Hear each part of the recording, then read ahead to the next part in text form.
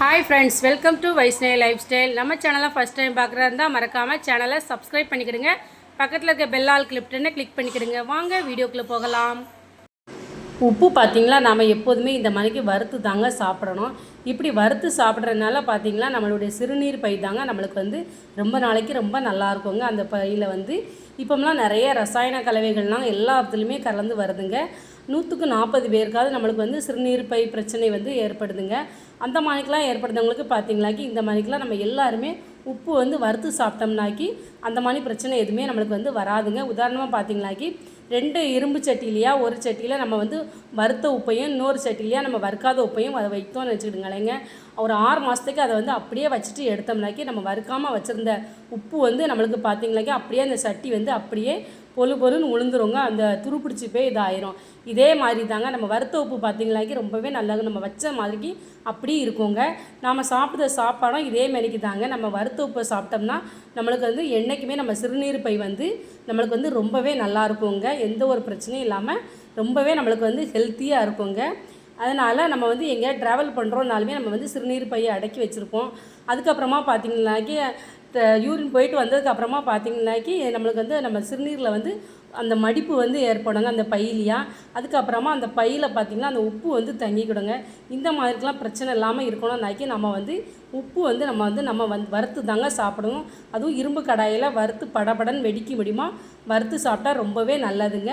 இப்போ இந்த மாதிரி உப்பை நம்ம நல்லா வறுத்துட்டு அதுக்கப்புறமா ஒரு மிக்ஸி ஜாருக்கு மாற்றி நல்லா இதை மாதிரி பவுட்ரு ஆக்கிக்கிட்டோம்னாக்கி நம்மளுக்கு வந்து சால்ட் உப்பும் கிடச்சிருச்சிங்க. இந்த மாதிரிக்கு இதுக்கு நம்ம கடையில் போய் வாங்க வேண்டிய அவசியமே இல்லைங்க. ட்ரை பண்ணி பாருங்கள்.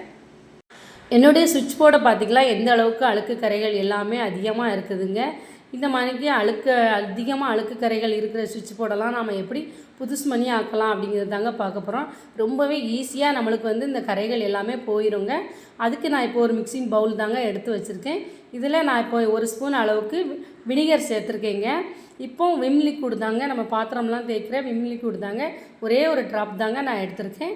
இப்போ ஒரு கிளாத்தை எடுத்து வச்சு அதுலேயே நம்ம நல்லா இதை மாதிரி டிக் பண்ணி எடுத்துக்கிடலாங்க. இந்த மாதிரிக்கு இப்போ ஃபஸ்ட்டு நம்ம லைட்டாக கலக்கி விட்டுக்கலாம். கலக்கி விட்டதுக்கப்புறமா நல்லா டிக் பண்ணி எடுத்துகிட்டு அதை நல்லா புளிஞ்சு எடுத்துடணுங்க. கொஞ்சம் கூட அதில் தண்ணிங்கதே இருக்கவே கூடாதுங்க. ஏன்னா கரண்ட்டு சம்மந்தமாக உள்ளது பார்த்திங்களாங்க சுவிட்ச் போர்டு வந்து, அதனால் கொஞ்சம் கூட அதில் தண்ணியே இருக்கக்கூடாதுங்க. முடிஞ்ச அளவுக்கு நம்ம வந்து இதை வந்து மெயின் சுவிட்சை வந்து ஆஃப் பண்ணிவிட்டு இதை செய்கிறது ரொம்பவே நல்லதுங்க. அப்படி இல்லைனாக்கி நம்மளுக்கு வந்து அதில் கொஞ்சம் கூட தண்ணி ஈரப்பதம் மட்டும் இருந்தால் போதுங்க. அந்த கிளாத்லையா ஈரப்பதம் மட்டுமே வச்சு நம்ம வந்து ஈஸியாக இதை வந்து க்ளீன் பண்ணிடலாங்க. ஒரு சொட்டு தண்ணி கூட இருக்கவே கூடாது. பார்த்து கவனமாக தாங்க இது வந்து நம்ம செய்யணும். இப்போ இந்த மாதிரிக்கு நல்லா இந்த மாதிரிக்கு ஈர துணியை வச்சு நம்ம இந்த மாதிரி துடைச்சி எடுத்துக்கலாங்க. இந்த விம் லிக்விடும் வினிகரையும் வச்சு சூப்பராக நம்ம வந்து நம்ம சுவிட்ச் போர்டை வந்து க்ளீன் பண்ணிடலாங்க. இப்போ எல்லா இடங்கள்லையுமே நம்ம வந்து இதை வந்து லைட்டாக இந்த மாதிரிக்கு தேய்ச்சி கொடுத்துக்கலாங்க. லைட்டாக தான் தேய்க்கிறேன். எந்த அளவுக்கு அந்த சுவிட்ச் போர்டு எல்லாமே அப்படி கலர் மாறுது அப்படின்னு பாருங்கள். அந்த அழுக்கு கரைகள் எல்லாமே அப்படியே போயிடுச்சிங்க. நம்ம லைட்டாக இப்படி துடைச்சி எடுக்கையுமே இப்போ நான் இந்த மாதிரிக்கு ஒரு அதே கிளாத்தில் தாங்க நான் இந்த மாதிரி ஈரம் இல்லாத பகுதியை எடுத்து வச்சு துடைச்சி காமிக்கிறேன். சூப்பராக போயிருக்குதுன்னு பாருங்கள். இந்த மாதிரிக்கு உங்கள் வீட்லேயும் நீங்கள் ட்ரை பண்ணி பாருங்கள். எவ்வளோ அழுக்கு கரைகள் நம்மளுக்கு இருந்தாலும் நம்ம நிமிஷத்தில் இந்த மாதிரிக்கு நம்ம சுவிட்ச் போர்டை வந்து க்ளீன் பண்ணிடலாங்க. பார்க்கறதுக்கே எவ்வளோ அழகாக இருக்குதுன்னு பாருங்கள். ஃபஸ்ட்டு எப்படி இருந்தது இப்போ எப்படி இருக்குதுன்னு பாருங்கள். பிடிச்சிருந்தால் மறக்காமல் லைக் பண்ணு.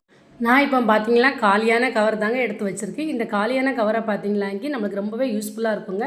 நம்ம எண்ணெயெல்லாம் ஊற்றி முடிச்சதுக்கப்புறமா அப்படியே இந்த கவரை வந்து தூக்கி போட்டுறேன்டாங்க. இப்போ நான் சப்பாத்தி மாவு தாங்க இது உள்ளேயா எடுத்து வச்சுருக்கேன். நம்ம சப்பாத்திக்கெலாம் மாவு பிசைஞ்சிட்டு அதுக்கப்புறமா அந்த மாதிரி கவருக்குள்ளேயா வச்சு பாருங்கள். நம்மளுக்கு 2 நாள் ஆனாலும் அந்த மாவு வந்து அப்படியே ரொம்ப சாஃப்டாக இருக்குங்க. நல்லா ஃப்ரிட்ஜுக்குள்ளே வச்சுட்டு இப்படி எடுக்கும்போது 2 நாளைக்கு அப்புறமானாலும் நம்ம இந்த மாதிரிக்கு சப்பாத்திலாம் போட்டு பார்த்தோம்னாக்கி சப்பாத்தியும் ரொம்ப டேஸ்ட்டாக இருக்கும். அந்த மாவு பார்த்திங்கன்னா அவ்வளோ சாஃப்டாக இருக்குங்க. இந்த மாதிரிக்கு நம்ம இனிமேல் யாருமே இதை வந்து வேஸ்ட்டுன்னு தூக்கி கீழே போட்டுறாங்க. இந்த மாதிரிக்கு நம்ம யூஸ் பண்ணிக்கிடலாங்க. ட்ரை பண்ணி பாருங்கள்.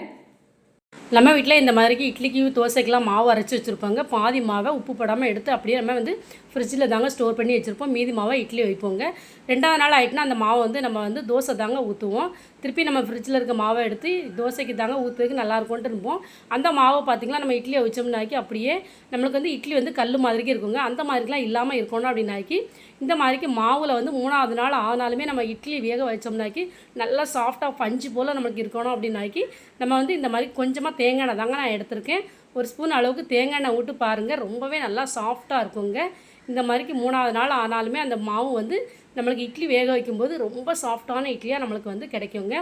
இப்போ நான் இந்த மாதிரிக்கு மாவில் கலந்து விட்டுக்கிறதேங்க, நல்லா அந்த தேங்காய் எண்ணெயை மிக்ஸ் பண்ணி விட்ருக்கிறதுனால.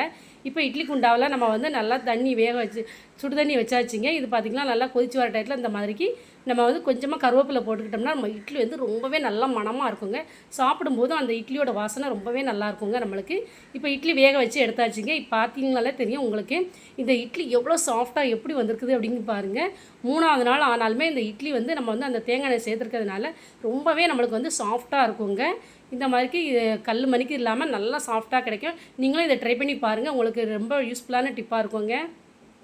நான் இப்போ ஒரு பாத்திரம் தாங்க எடுத்து வச்சுருக்கேன். இந்த பாத்திரத்தில் பார்த்தீங்கன்னாக்கி நம்மளுக்கு வந்து மூடி வந்து ரொம்பவே லூஸாக இருக்குங்க.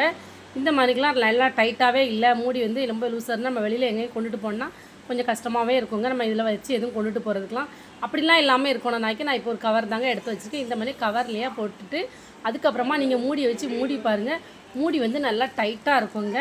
இப்போ நம்ம இதில் என்ன கொண்டு போனாலும் நம்மளுக்கு எந்த ஒரு பயமும் இல்லைங்க, ஈஸியாக நம்ம வந்து இப்படி கொண்டு போயிடலாங்க.